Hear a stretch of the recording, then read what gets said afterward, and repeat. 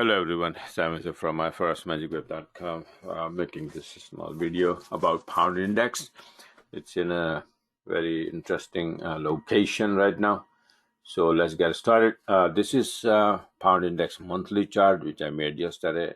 You can see today. Yesterday was Saturday, today is Sunday. So here we are. All right. So last week it touched the TL. This is a big, powerful TL, monthly chart TL. And we touched it, we tried to drop a little bit, but the force is not there. And then today, and then, it's like this is a monthly chart, by the way. So this is the month of July. You can see the current candle. So it is like a doji, right? So you have a wick in the bottom, wick at the top, and anything can happen. My weight is towards to the downside, right? So I think that the TL probably going to hold and then go down. And for that matter, I've been, predicting that all the pound pair is going to go down. Let me show you my weekly chart here. This is the weekly chart I made, and that's how it is. So before that, you can see that it started dropping, and then I had several pound shorts. And then again, last week candle is also black, right?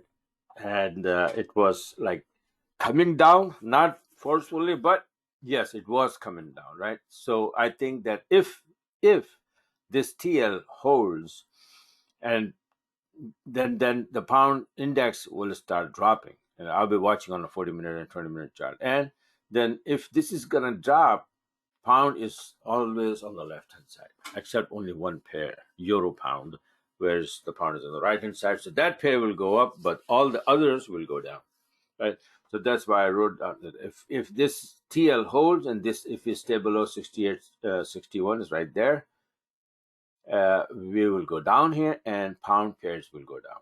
And already I showed a couple of pound pairs on Friday, and held those trades over the weekend, and then just closed now. Let me show it to you if I can. Not this one here. See, pound yen. The entry was on Friday, last Friday, on the 16th. Okay, and you can clearly see that how nicely it dived all the way here today. The day started here, the 18th, and then we went down, right?